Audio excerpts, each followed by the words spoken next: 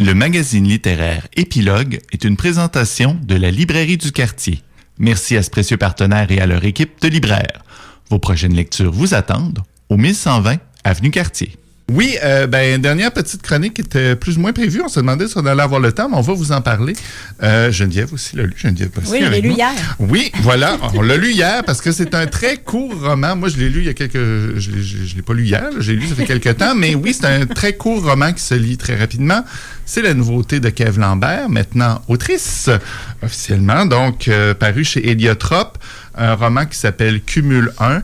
Kev Lambert, qui est avant Kevin Lambert, donc qui a fait Querelle de Roberval, qui a fait aussi Que notre joie demeure, qui a fait des romans que je n'ai pas toujours compris. Moi, j'ai de la misère, je l'avoue honnêtement, j'ai de la misère à être sur le même...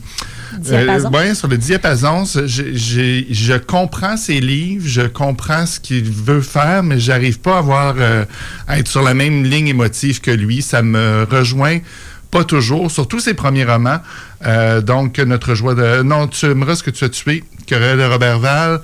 Annie a adoré ça. On a vu ensemble l'adaptation qu'on a beaucoup aimé aussi. Ben, c'est ça. Moi, je veux dire, je n'avais pas particulièrement aimé ces livres-là où il y a énormément de violence, où il y a beaucoup de choses pas pas réglées avec son enfance, son adolescence, sa région natale, mais ça se termine avec des explosions, du feu, des meurtres, du cannibalisme. Moi, c'est trop, c'est ça. Et même Querelle de Roberval, j'ai dit, ça nous arrive des fois de lire un livre, dans une émission de critique littéraire ici, des fois on lit un livre puis on le lit pas au bon moment, on l'a pas lu dans le bon état d'esprit, ça nous a pas touché, on le relit. Mon Dieu, qu'est-ce que j'avais pas compris la première fois. Un livre qu'on a adoré, qu'on va prêter à d'autres qui n'ont pas aimé. Moi, Querelle de Roberval, j'ai dit, je vais aller le voir sur scène. Ça va peut-être plus me plaire, je vais peut-être plus comprendre. Je n'ai pas plus aimé ça. Donc, c'est ça. Mais, Que notre joie demeure, ça, j'avais bien aimé. Au contraire, il y a plein d'autres qui n'ont pas aimé ce changement de style-là chez Kev Lambert. Moi, je trouvais que c'est un beau livre littéraire, hommage à Marie-Claire Blais.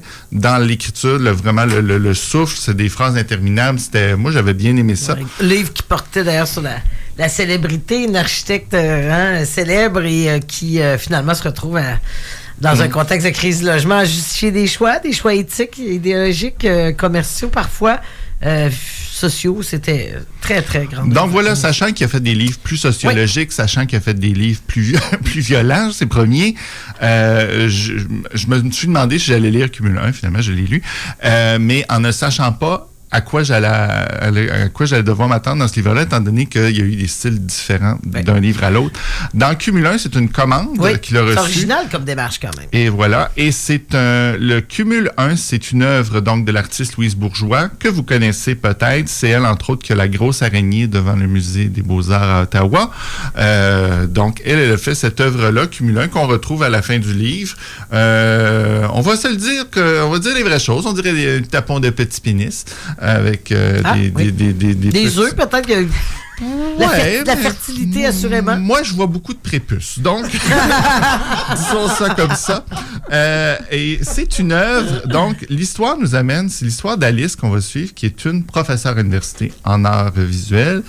Elle est transgenre. Et un de ses étudiants qu'elle a accepté, bien malgré elle, comme étudiant, au doctorat ou à la maîtrise, en tout cas dans un cycle d'études supérieures pour un grand travail. Il dit, je vais faire un travail sur Cumul 1. Donc, va voir cette œuvre-là pour savoir de quoi je vais parler dans mon essai. Et là, donc, à cause de ça, elle s'en va à Paris. Rien de moins. Elle part du Québec, elle prend l'avion, elle s'en va à Paris pour aller voir cette œuvre-là qui, au moment où elle va aller la voir au musée, est en train d'être déménagée. Donc, elle est dans un caisson, elle est enfermée. On lui dit, ah oui, tu vas pouvoir venir voir l'œuvre. On va la décaisser pour toi, tu vas pouvoir l'observer. Puis après ça, on la remballe, puis c'est fini. Donc, l'histoire, c'est vraiment Alice se rend à Paris, regarde cette œuvre. Et le roman, ce n'est que ça. Qu'est-ce qui nourrit la centaine de pages donc, du livre, c'est Alice réfléchit beaucoup. Et là, je vous l'ai dit, elle part de Montréal pour aller à Paris, pour aller voir une œuvre qu'un étudiant va étudier. Mais c'est comme, elle se demande, mais pourquoi je fais ça? Qu'est-ce qui fait que cet étudiant-là m'a demandé de le faire et que je le fais? Et là, on entre dans sa tête, et j'ai mentionné qu'elle était trans, donc il y a énormément pour elle de culpabilité, de peur. Et c'est un étudiant qu'elle a accepté malgré elle. Donc, pour le projet, elle ne voulait pas nécessairement. C'est pas sa spécialité. Comme pourquoi j'ai dit oui, pourquoi j'ai accepté. Là, il me demande d'y aller. Pourquoi? C'est le bout querelle de Robert Val, un peu. Il est cet étudiant-là, Bernardo. Bernardo, oui. Oui, était un peu à l'image de querelle. C'est un espèce... un peu envoûtant. Oui, c'est un homme alpha masculin envoûtant auquel il n'a pas su résister. Mais là, elle est comme, mais oui, mais je suis un professeur. Pas tout à fait alpha, par ailleurs. Dans le livre, tu le reliras. Là. Okay. Il séduit plusieurs qui ne peuvent pas se retenir de... C'est un être charismatique et irrésistible. Oui. Donc, et c'est ça, elle dit, mais ce gars-là, il est beau, mais je veux pas penser à lui comme ça, ce que j'ai pas retrouvé pour ça. Donc, elle réfléchit, puis là, elle se rend donc pour aller voir cette œuvre-là. Elle pense énormément, elle pense aussi beaucoup à son sort de femme trans, parce que là, il se met à avoir d'autres réflexions qui se mélangent au travers de ça, des réflexions politiques. Je vis dans la peur, je vis dans ce monde maintenant où j'avais des droits maintenant qu'on va me retirer, j'ai de la médication pour continuer d'avoir des hormones, je sais pas si on va me les enlever. Il y a des messages politiques très durs envers le gouvernement de François Legault, là-dedans, très direct, à l'image des commentaires qu'elle a fait à Tout le monde en parle en disant c'est un gouvernement que je déteste. Ça paraît dans ce livre-là. Donc, on est beaucoup dans la tête d'Alice qui réfléchit et donc, un roman très intérieur. C'est intéressant. Ceci étant dit, on retrouve encore la violence qui a caractérisé certains des livres de Kev Lambert. Les réactions d'Alice, parfois, elle s'emballe et puis, mon Dieu, tu vas loin. Mais bon. Donc, petit court livre. Est-ce que ça va plaire à plus ceux-là qui ont... Je crois que c'est comme la jonction, justement, entre ces premiers livres, où il y a énormément de rancœur, de réflexion sociologique et tout, de violence qui gronde, et le côté plus sociologique, tranquille de que notre joie demeure. C'est comme si c'était le chaînon manquant entre avec une prise de parole là, du Québec contemporain. Là. Geneviève, les allusions sont directes. Ben, pour ceux et celles qui suivent l'actualité, c'est direct. Là. On nomme personne, mais on fait des liens. On reconnaît tout le monde, voilà. On reconnaît tout le monde. Est-ce que au point de dater peut-être le livre, dans le sens où est-ce qu'il va survivre au gouvernement Legault?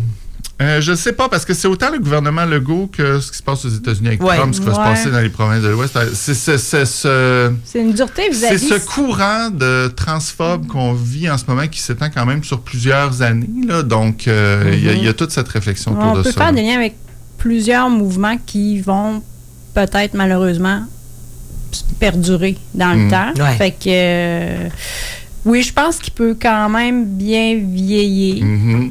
Mais on espère que ça va changer. Mais il y a quelque chose du Polaroid quand même de l'époque. Oui, parce qu'on parle du centre Georges Pompidou qui est présentement fermé. Donc, c'est pour ça qu'Alice a accès à...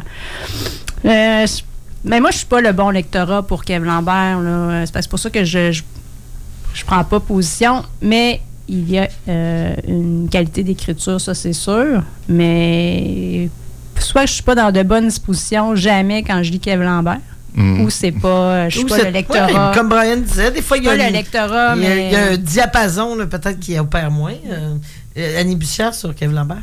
Oui, ben en fait, c'était juste la question, c'est que, comme tu le disais avec les autres livres précédents, on a l'impression, puis c'est un constat et non pas une critique, qu'on lit la thérapie de Kev Lambert. Oui. Là, Kev est rendu dans une autre étape de sa vie. Je souhaite qu'elle soit heureuse là-dedans.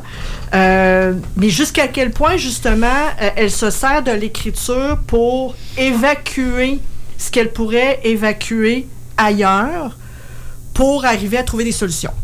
Ben là, pour une fois, c'est moins un personnage, c'est moins alter ego, c'est moins mon enfance.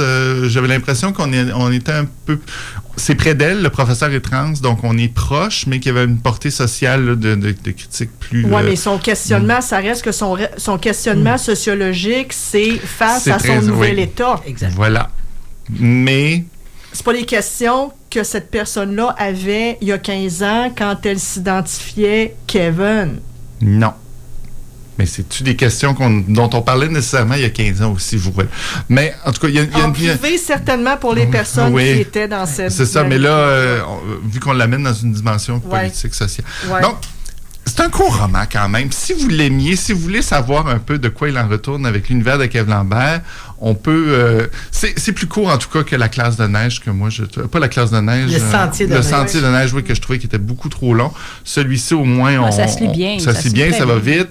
Est-ce que ça va vous chambouler? Peut-être pas autant que comme Geneviève l'a dit, là, peut-être pas autant que vous. Mais c'est une plume intéressante, il y a un propos intéressant, donc... allez, on va te le donner, Annie. Voilà, tu pourras le... Tout à fait. Tu ne savais pas, je vais te laisser donner une nouvelle chance à Kev Lambert. Voilà, avec sa dernière parution. Moi, j'ai trippé sur ces 2 premiers. Voilà. Là. Les autres, je les ai pas lus. Si je peux pas dire que j'ai aimé ou pas, je les ai pas lus, je l'avoue. Mais Querelle, moi, ça reste mon top du top. Voilà. Moi, pour moi, que Notre joie demeure est un des grands livres du Québec contemporain, disons, des dernières années. Hey, ça se termine, notre émission d'épilogue. Merci.